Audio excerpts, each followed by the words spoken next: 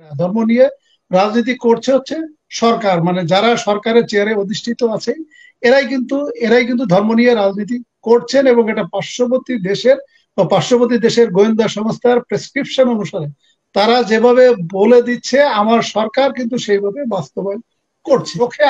মানে চোখে ঢাকনা দিয়ে এবং ওই সময় কিন্তু সেনাবাহিনী কিন্তু অপারেশনে ছিল।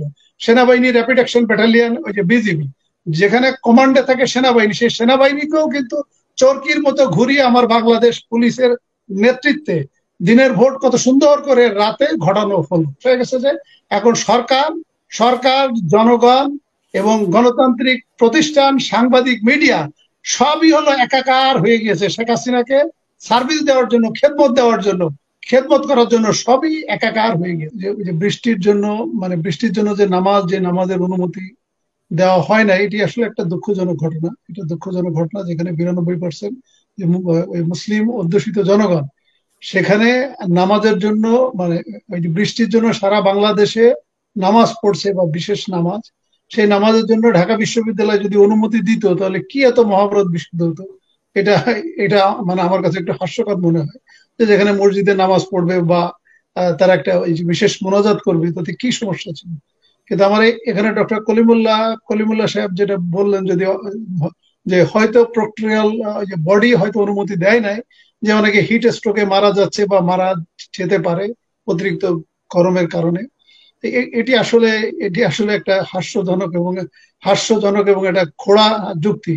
এইটার পরিপ্রেক্ষিতে আমাদের ক্যাপ্টেন মারুফ ভাই যেটা বললেন যে তাহলে ক্রিকেটের যে খেলাধুলাগুলো হচ্ছে, ফুটবলের যে খেলাধুলাগুলো হচ্ছে, মানুষ ওপেন জনসভা করছে, তাহলে এগুলো করতে অসুবিধা কোথায়?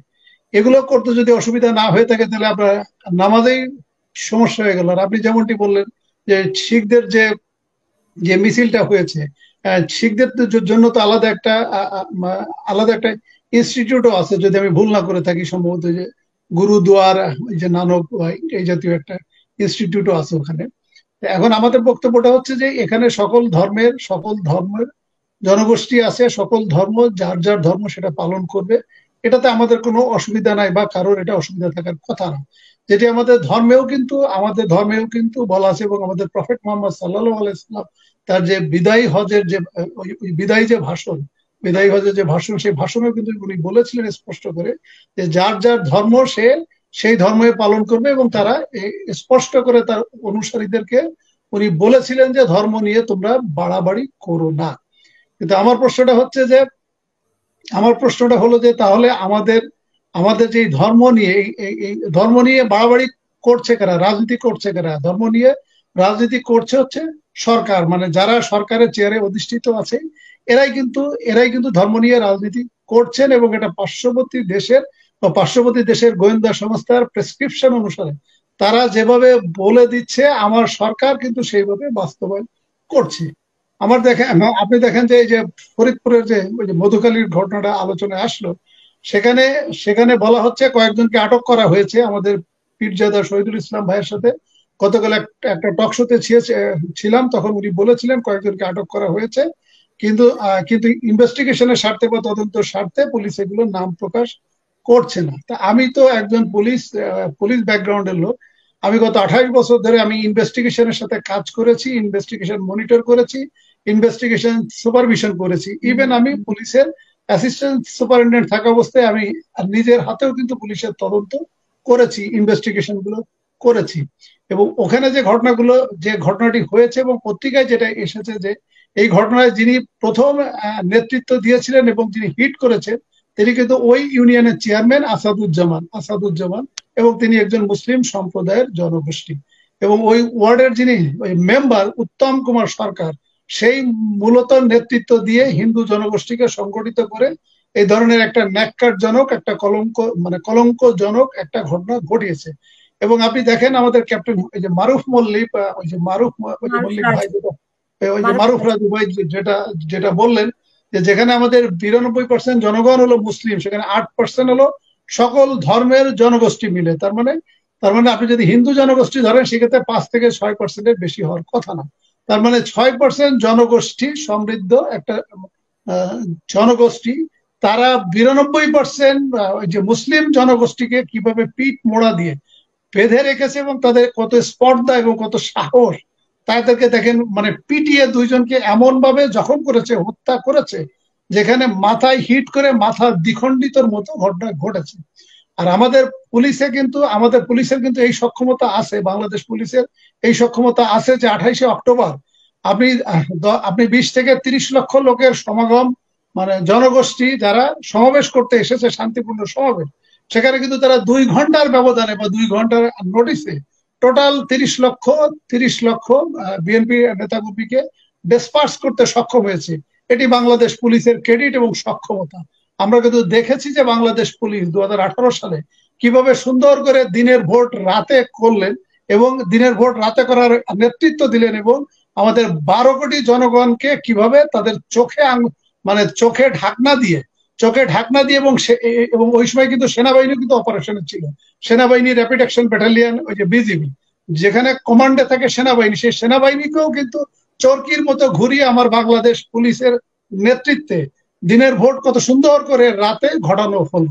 আবার দেখেন 2014 সালে যে একতরফা নির্বাচন, ভোটের আগে সরকার গঠন হয়ে গেল, এবং 2014 সালে 3 থেকে 6 মাসের যে নির্বাচন এবং যে আন্দোলন, এবং 2015 সালের যে আন্দোলন, সেই আন্দোলনও কিন্তু কত সুন্দর করে আমার বাংলাদেশ পুলিশ কত সুন্দর করে দমন করলো।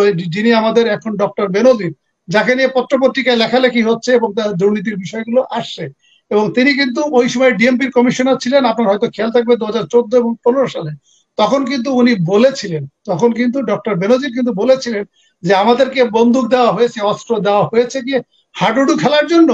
এবং ওই সময় র্যাপিড অ্যাকশন ব্যাটালিয়নের যিনি ডিজি ছিলেন, পরবর্তীতে সেনা প্রধান হয়েছিলেন জেনারেল আজিজ, উনি কিন্তু বলেছিলেন যে আমাদেরকে অস্ত্র দেওয়া হয়েছে কি খেলনা পিস্তল হিসেবে ব্যবহার করার জন্য।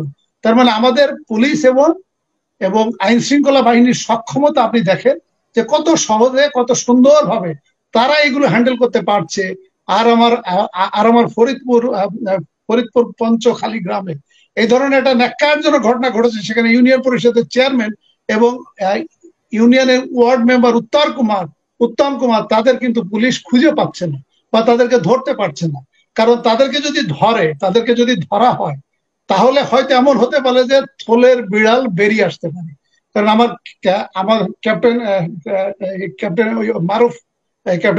মারুফ রাজু কিন্তু উনি কিন্তু ইঙ্গিত দিয়েছেন যে আমাদের কিন্তু সকল কাজ বা সকল প্রযোজনা বা পরিচালনা যদি আমার পার্শ্ববর্তী দেশের গোয়েন্দা সংস্থা কর্তৃক হয়ে থাকে, তাহলে তো আপনি চেয়ারম্যান আসাদুজ্জামানকে খুঁজে পাবেন না, আপনি ওয়ার্ড কমিশনার যে উত্তম কুমার সরকার তাকে আপনি খুঁজে পাবেন না।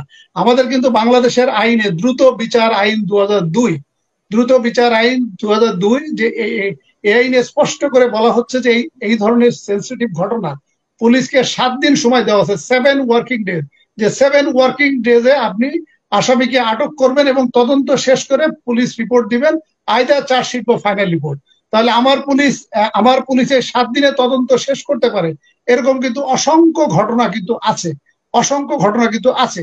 তা আমার পুলিশের যদি এত সক্ষমতা, পুলিশ যদি এত কিছু পারে, যে উদাহরণগুলো আমি দিলাম, সেখানে কিন্তু আপনি দেখবেন এটা 7 দিন কেন 15 দিন 20 দিন, আপনি 15 মাসেও কিন্তু আপনার এই তদন্ত শেষ হবে না, আলোর মুখ দেখবে না। আবার যদি তদন্ত শেষ হয়, আপনি দেখবেন যে যাদেরকে আটক করার কথা তাদেরকে আটক